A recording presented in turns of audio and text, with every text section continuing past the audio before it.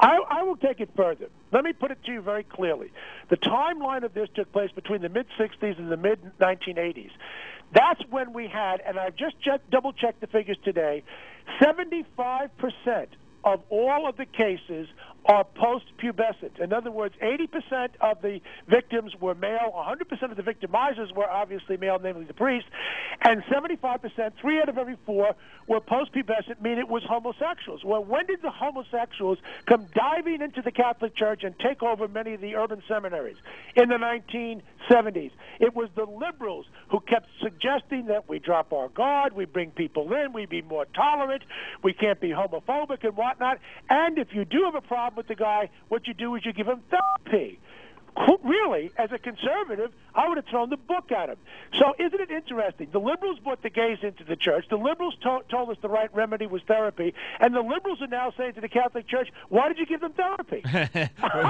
we're talking to Bill Donohue. So what you're saying here, and you know, there's so much said about this, you know, that I mean, there's so many places I want to go, but you're saying that these boys who were molested were not little boys, they were post-pubescent boys, which leads you to believe that it's not pedophilia at work here, but rather homosexuality. Is that what you're saying? Robert Bennett, Bill Bennett's brother, was in charge of the National Review Commission.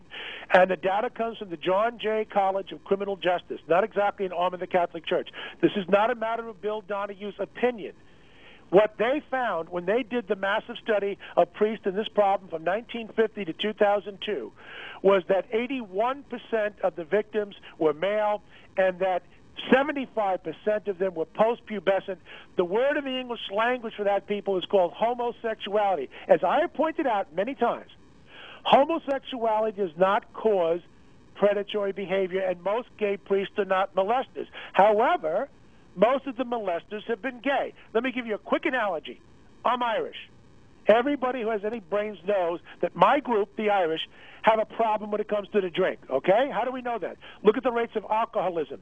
Does that mean that because the Irish are overrepresented amongst alcoholics, that therefore being Irish causes you to be an alcoholic? Nonsense. However, if I were interested in that question, would I ignore the fact that the Irish have a bigger alcoholic problem than, let's say, Jews and Italians? That would be irresponsible. We refuse to look at the elephant in the room, namely homosexuality and child abuse.